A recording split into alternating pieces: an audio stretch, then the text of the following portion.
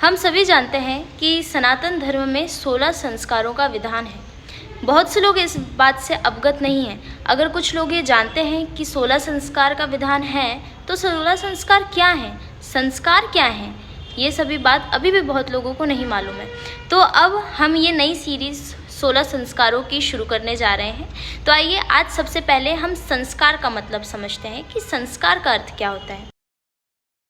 ऋषि चरक ने लिखा, संस्कारों ही गुणांतरा धान मुच्यते, अर्थात पहले से विद्यमान दुर्गुणों को हटा करके सद्गुणों का आधान करना ही संस्कार कहलाता है। तो आइए इस बात को हम सभी उदाहरण से समझते हैं।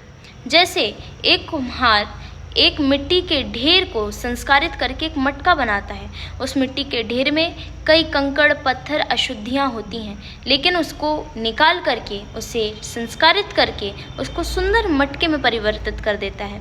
वैसे ही जैसे हम जानते हैं कि एक सुनहार सोने को अग्नि में तपा करके उसकी समस्त अशुद्धियों को आग में जला देता है और उसको संस्कारित करता है, और उसके बाद उस भट्टी में से निकलने के बाद वो शुद्ध सोने से अलग अलग प्रकार के सुंदर वस्तुएं बनाता है। उसी प्रकार से मानव जब इस संसार में आता है तो उसको संस्कार की भट्टी में जलना पड़ता है, क्योंकि अगर वो इस संस्कार की भट्टी में नहीं जलेगा तो वो उसी मिट्टी के ढेर के समान ही जीवन पर्यंत रह जाएगा, जैसे मटका बनाने के पहले मिट्टी का ढेर होता है। अगर उस मिट्टी को संस्कारित ना किया जाता तो वो मिट्टी मिट्टी बन के ही रह जाती है। इसलिए सनातन धर्म में 16 संस्कारों के बारे में कहा, क्योंकि संस्कार अर्थात किसी भी वस्तु के रूप को बदल देना, उसे नया रूप दे देना। और मनुष्य के जीवन में ये प्रक्रिया 16 बार होती है। मनुष्य को 16 बार नव निर्माण के लिए तैयार किया जाता है। इसीलिए 16 संस्कारों का विधान हमारे सनातन धर्म में है।